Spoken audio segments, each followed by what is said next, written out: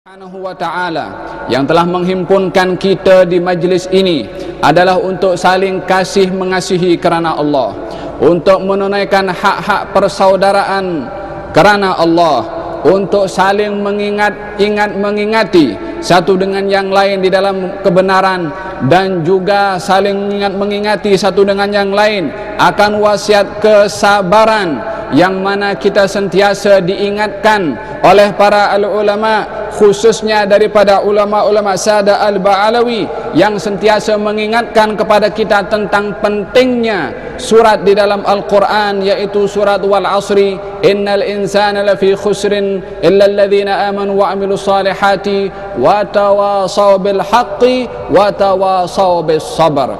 Ayat ini mengingatkan tentang ramainya manusia yang rugi kecuali orang-orang yang beriman dan beramal saleh, saling ingat mengingati, nasihat menasihati di dalam kebenaran dan kesabaran.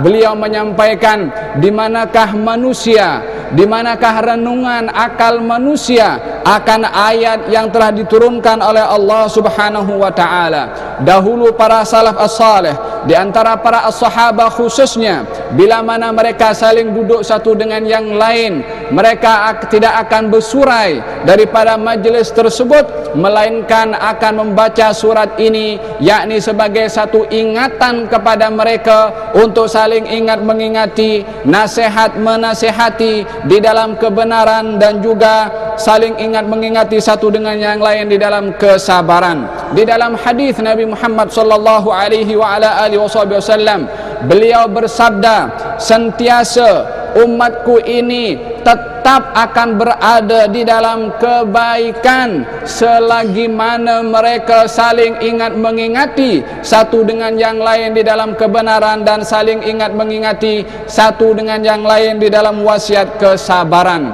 Al-Imam Sayyidina Abdullah ibn Abbas mengatakan bahwasanya pembahagian sabar di dalam Al-Quran daripada segi ganjarannya terbagi menjadi 3 bahagian. Yang pertama, kesabaran dengan meraih 300 derajat, yaitu seseorang yang sabar di dalam melakukan ketaatan kepada Allah Subhanahu wa ta'ala, melakukan ibadah kepada Allah sesuai dengan yang diminta oleh Allah Subhanahu wa ta'ala, dengan niat yang baik dan khusyuk ketika melakukan amal ibadah tersebut.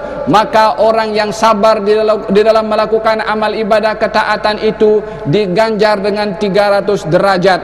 Peringkat yang kedua, kesabaran dengan ganjaran 600 derajat, yaitu bagi mereka yang bersabar di dalam mencegah dirinya dari melakukan perkara maksiat kepada Allah Subhanahu wa ta'ala, meninggalkan perkara maksiat tersebut kerana takut kepada Allah, meninggalkan perkara maksiat tersebut disebabkan kerana malu melakukan maksiat itu kepada Allah, meninggalkan maksiat tersebut kerana mengagungkan kedudukan Allah untuk dia bermaksiat kepadanya. Dia meninggalkan kepada maksiat karena pengagungan hatinya kepada Allah Subhanahu wa ta'ala. Dia melihat orang minum khamar, dia meninggalkan kerana takut kepada Allah. Dia melihat orang bermain judi, dia meninggalkan kerana takut kepada Allah. Dia melihat orang makan uang riba, dia meninggalkan kerana takut kepada Allah. Melihat orang bermuamalah dalam perniagaannya dengan sistem yang diharamkan, dia meninggalkan kerana takut kepada Allah Subhanahu wa ta'ala. Melihat orang lain melihat kepada film-film yang film-film lucah, dia meninggalkan kerana takut kepada Allah. Kedudukan orang yang meninggalkan maksiat kerana takut kepada Allah lebih tinggi berbandingkan kepada orang yang melakukan amal taat kepada Allah Subhanahu wa ta'ala. Oleh kerana perkara yang sedemikian itu adalah lebih berat, maka diganjar dengan ganjaran yang lebih besar, yaitu 600 derajat bagi mereka orang yang bersabar di dalam meninggalkan maksiat kepada Allah Subhanahu wa ta'ala. Kedudukan yang ketiga daripada kesabaran, yaitu kesabaran dengan ganjaran 900 derajat, diberikan kepada orang yang bersabar ketika ditimpa kepada suatu musibah ataupun malapetaka. Pada kali pertama musibah itu menimpa kepada dirinya, pada saat itu dia sabar dan menerima kepada musibah yang menimpa kepada dirinya, baik kepada dirinya sendiri ataupun kepada ahli keluarganya, anaknya atau hartanya atau apa saja. Ketika ditimpa musibah, dia hanya mengucap inna lillahi wa inna ilaihi raji'un, seperti mana dicantumkan oleh Allah perkara yang sedemikian di dalam Al-Quranul Karim. Allah berfirman, idza asabathum musibatun qalu inna lillahi wa inna ilaihi raji'un. Para ulama dan para aulia sudah banyak memberikan nasihat kepada kita. Moga-moga Allah Subhanahu wa taala mengganjar kepada pendahulu-pendahulu kita daripada kalangan para ulama yang telah memberikan nasihat kepada kita, dan banyak nasihat yang telah diingatkan oleh mereka. Setiap kali datang mereka ulama menasihati kepada manusia, mereka menasihati adalah sebagai tanggungjawab di dalam mewarisi amanah yang dibawa oleh baginda Rasulullah di dalam menyampaikan wahyu Allah, diwarisi oleh para ulama. Dengan demikian mereka menyampaikan nasihat-nasihatnya, apa yang telah mereka terima daripada para ulama-ulama yang sebelumnya sampai kepada baginda Rasulullah sallallahu alaihi wasallam. Tetapi apa yang perlu kita renungi bersama, di manakah orang yang mahu menerima atau bersedia untuk menerima nasihat-nasihat yang sudah disampaikan oleh para ulama pendahulu kita?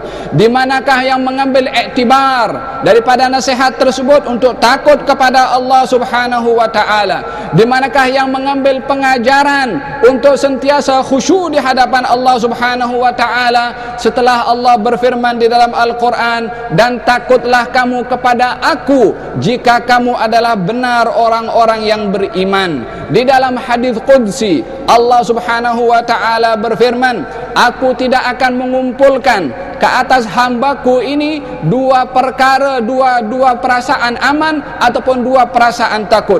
Bila mana dia merasa takut kepada aku di dunia, aku akan amankan dia nanti di akhirat. Dan bila mana dia merasa aman daripada aku di dunia, aku takutkan nanti dia di akhirat. Maka hendaklah seorang hamba memilih daripada dua ketakutan dan dua keamanan ini, di manakah yang sepatutnya dia memilih.